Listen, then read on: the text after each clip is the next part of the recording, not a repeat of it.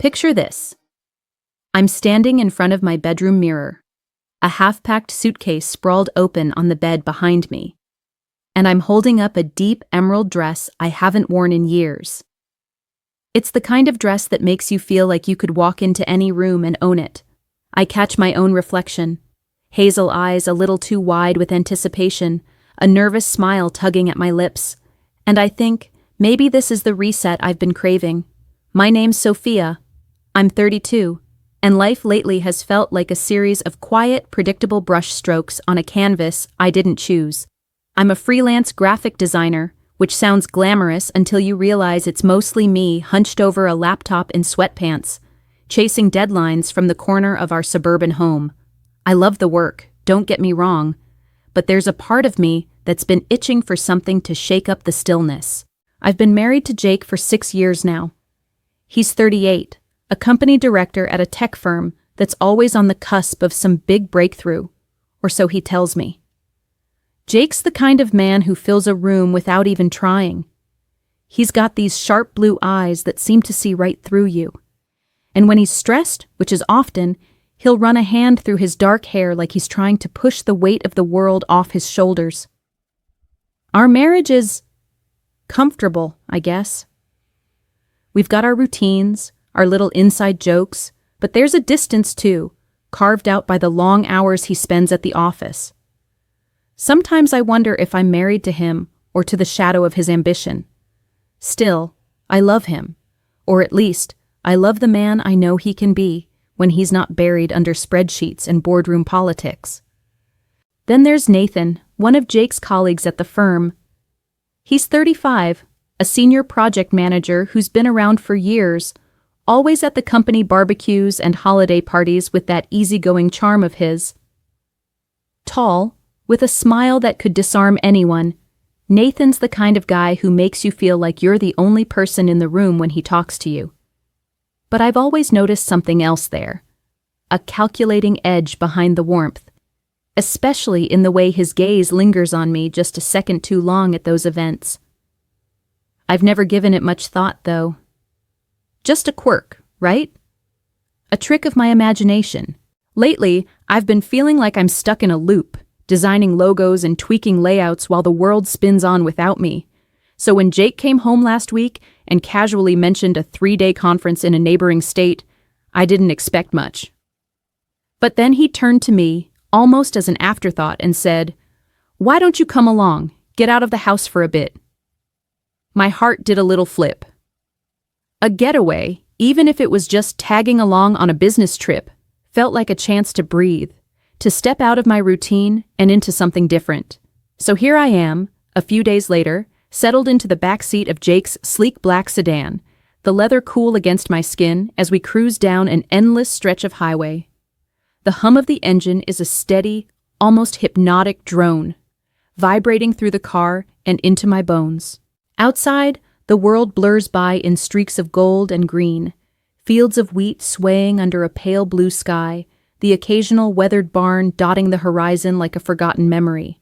Every now and then, a semi roars past, kicking up a gust of wind that makes the car shudder for a moment before settling back into its rhythm. Jake's behind the wheel, his posture rigid, hands gripping the steering wheel with the kind of focus that tells me his mind is already at the conference, mapping out presentations and handshakes.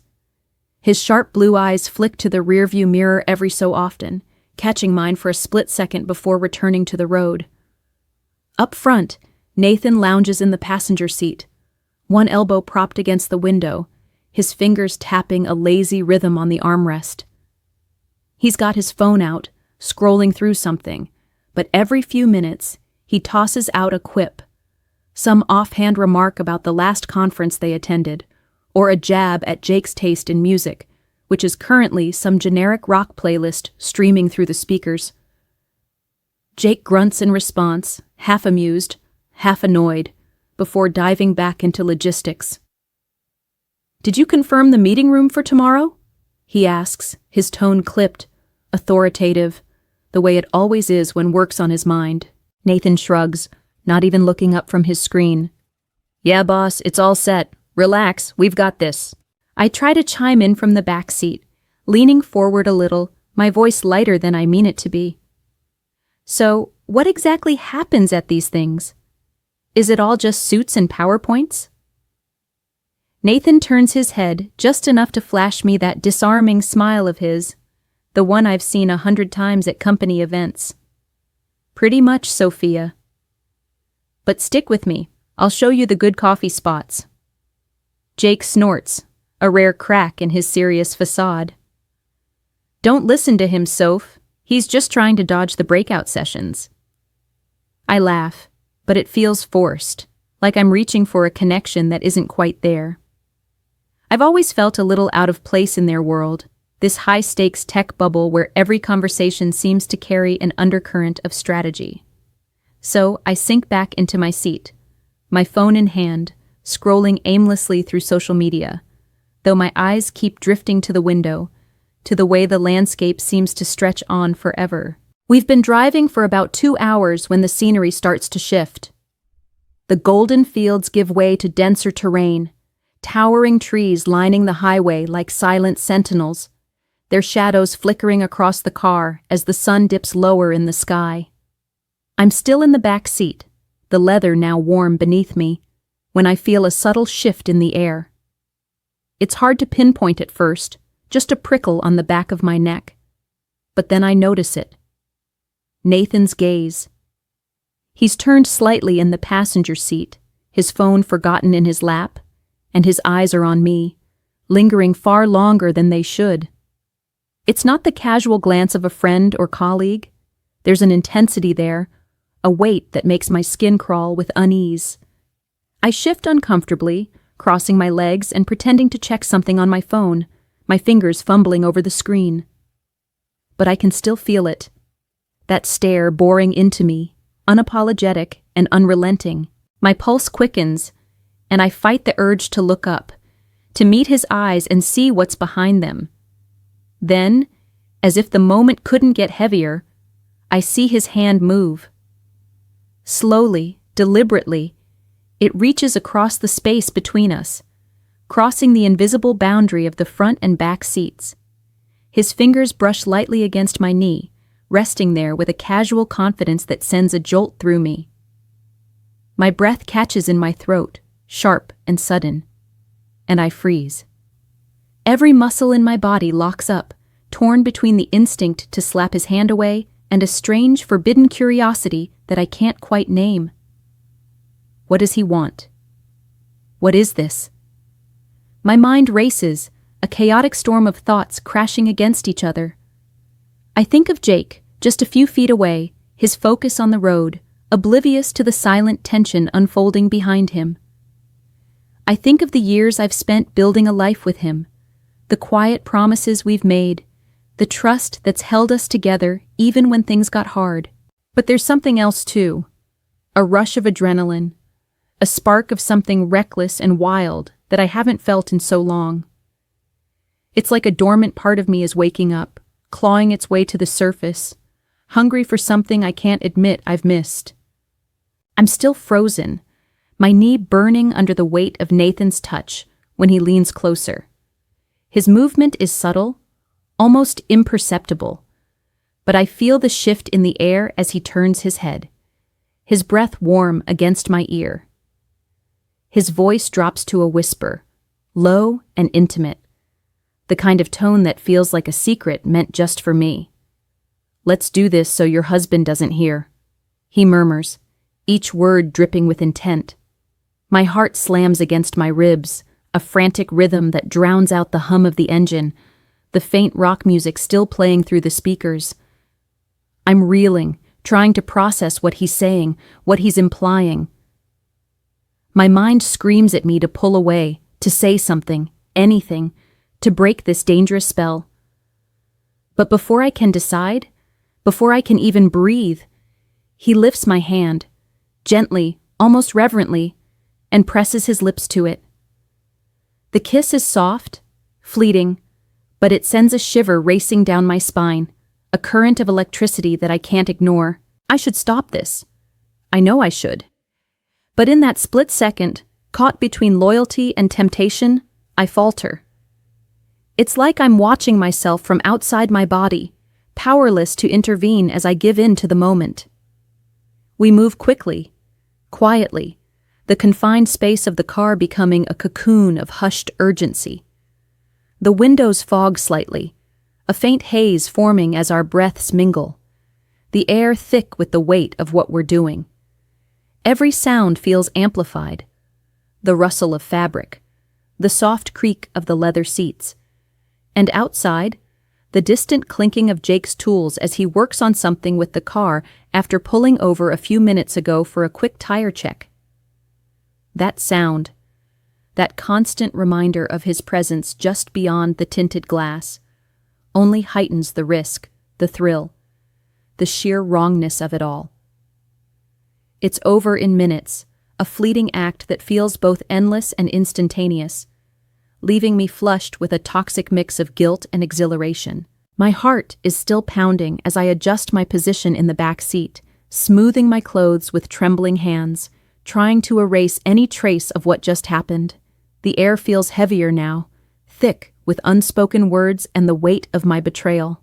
I steal a glance at Nathan, who's already turned back to the front, his posture casual, as if nothing out of the ordinary occurred. His face is unreadable, but there's a faint smirk tugging at the corner of his mouth, a silent acknowledgement of the line we've crossed. I want to say something, to confront him, to demand an explanation, but my throat is tight, my voice trapped somewhere deep inside me. Outside, the clinking of tools stops, and I hear the crunch of gravel under Jake's boots as he finishes up with a tire. My stomach twists into knots. What if he noticed something? What if he saw the fogged windows or sensed the shift in the air? I force myself to breathe, to act normal, but every nerve in my body is on edge, screaming with the fear of being caught. The driver's side door opens with a sharp creak, and Jake slides into the seat, his movements stiff and deliberate, like he's carrying a weight I can't see. The door slams shut with a thud that reverberates through the car, and suddenly, the space feels smaller, suffocating. I'm hyper-aware of every sound, the groan of the leather as he settles in, the faint jingle of his keys as he drops them into the cup holder, the heavy silence that blankets us all. My eyes dart to the rearview mirror, searching his face for any hint of suspicion, any crack in his usual stoic demeanor, but his expression is a blank mask, unreadable and cold. Those sharp blue eyes don't meet mine this time. They're fixed straight ahead, staring at the road as if it holds all the answers. My guilt gnaws at me, a relentless beast tearing at my insides.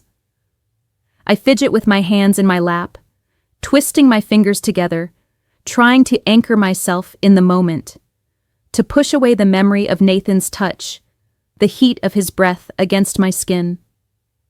I can't look at Nathan, can't bear to see that smirk again, so I keep my gaze down, focusing on the scuffed edge of my shoe, on anything but the reality of what I've done.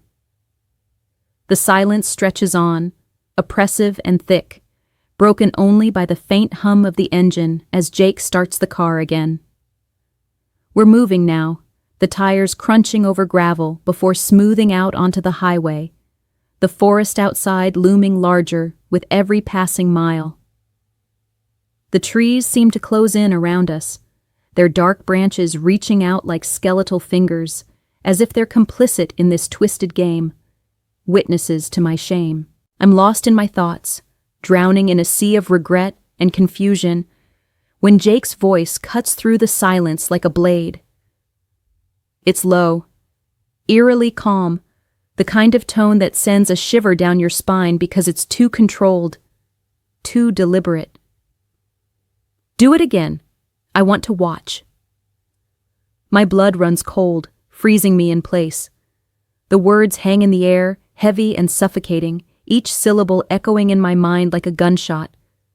I turn my head slowly, almost against my will, expecting to see a smirk on his face, some sign that this is a sick joke, a cruel way to break the tension. But his eyes are still on the road, unblinking, a strange glint in them that I've never seen before, a mix of curiosity and something darker, something I can't name. My mouth goes dry, my tongue sticking to the roof of my mouth as I try to form a response, but nothing comes out. I'm trapped in this moment, caught between the man I've vowed to love and the reckless choice I made just minutes ago. Did he see us? Did he hear something through the thin walls of the car while he was outside? Or is this some twisted test, a way to gauge my reaction, to see how far I'll go? My mind reels, spinning out of control with questions I can't answer. I glance at Nathan, hoping for some kind of cue, some indication of how to navigate this surreal nightmare, but his face remains impassive, almost detached, as if he's waiting for me to make the next move. My heart is a wild drum in my chest, each beat echoing in my ears as I sit there, paralyzed by the weight of Jake's words. The air in the car feels like it's pressing down on me, thick with unspoken tension, and for a moment, I can't even hear the hum of the engine over the rush of blood in my head. I open my mouth to speak, to protest, to demand an explanation, but no sound comes. Instead, I just nod slowly, a small, almost imperceptible movement, as if my body is acting on its own, betraying me once again. My voice is caught in my throat, a lump of fear and confusion that I can't swallow down, and I feel like I'm drowning in the silence that follows. It's surreal, agreeing to something so unthinkable, so far beyond the boundaries of anything I've ever imagined. It's like I'm not even in my own skin anymore, like I'm floating above myself, watching this version of Sophia make choices I don't recognize. I see my hands trembling slightly in my lap, my fingers curling into fists as if to anchor me to reality, but nothing feels real. The car, the darkening forest outside, the faint glow of the dashboard lights, it all blurs into a dreamlike haze, a distorted version of the world I thought I knew. How did I get here? How did I let myself fall so far from the woman I thought I was?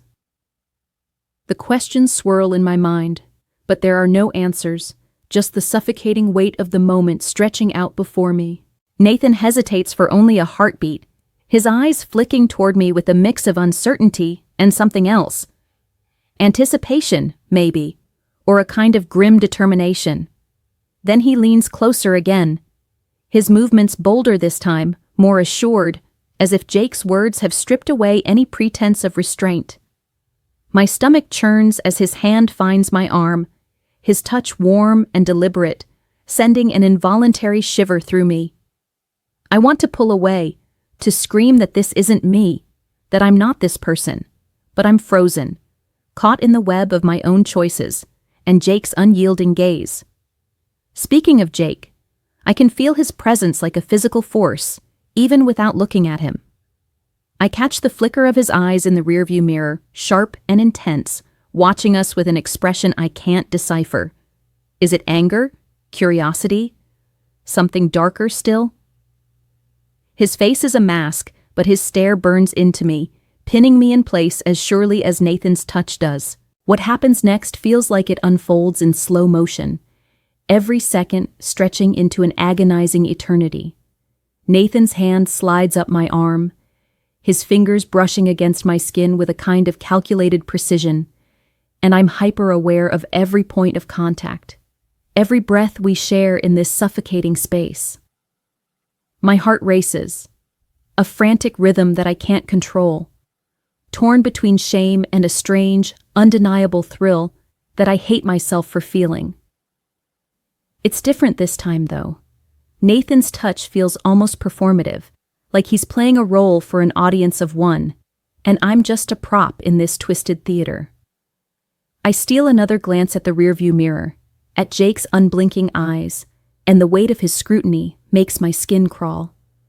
He's not just watching, he's studying us, dissecting every movement, every fleeting expression, and I can't shake the feeling that I'm being tested in a way I don't understand.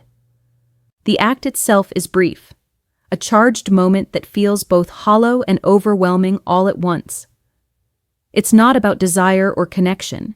It's about power, about crossing lines that can't be uncrossed, and I'm left reeling in the aftermath. When it's over, I'm breathless, my chest heaving as I try to pull myself back together, to make sense of the storm raging inside me. Disgust claws at my insides, a bitter taste in my mouth as I think about what I've done. As the car hums along the highway, the weight of what just happened presses down on me like a physical force, heavier than the humid air inside this confined space. I slump back against the seat, my body limp, my mind a chaotic tangle of guilt and confusion. The forest outside seems to go on forever, an endless maze of dark trunks and tangled branches that mirror the mess in my head.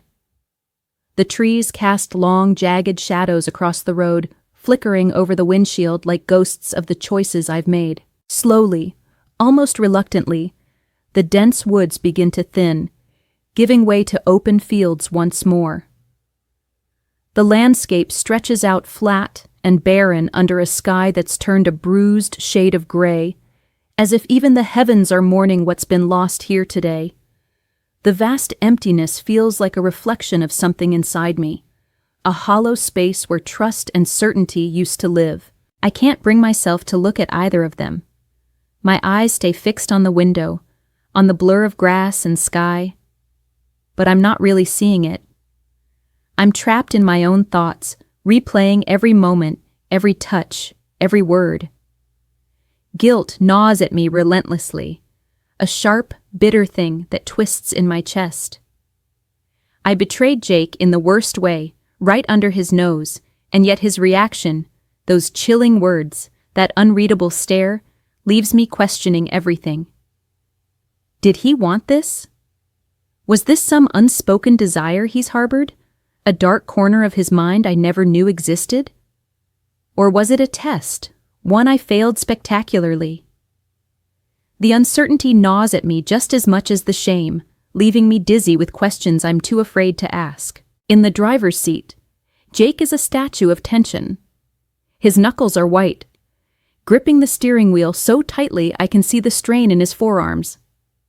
His jaw is set, a hard line that betrays nothing of what he's feeling. Those sharp blue eyes stay locked on the road ahead, never once flicking to the rearview mirror, not anymore. It's as if he's built a wall between us, one I can't scale or break through. Beside him, Nathan plays at normalcy, his posture deliberately casual as he stares out the passenger window. His fingers tap an uneven rhythm on the armrest, a forced nonchalance that doesn't fool me for a second. I can feel the undercurrent of unease in him too, though he hides it better than I do. And then there's me, caught in the back seat like a prisoner of my own making.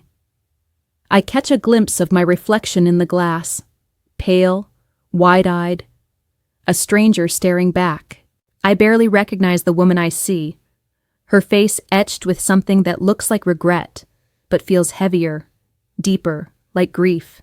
The rest of the drive passes in a suffocating silence, the kind that feels louder than any argument. No one speaks, no one acknowledges the fracture that split us apart. The hum of the engine is the only sound, a monotonous drone that seems to mock the chaos inside me. Every mile we cover feels like a step further from who I used to be, from the life I thought I understood. When we finally pull into the hotel parking lot for the conference, the relief of stopping is fleeting. The building looms ahead, a generic structure of glass and concrete, promising temporary escape, but no real solace. We go through the motions of checking in like automatons, Jake at the desk, his voice clipped as he handles the paperwork.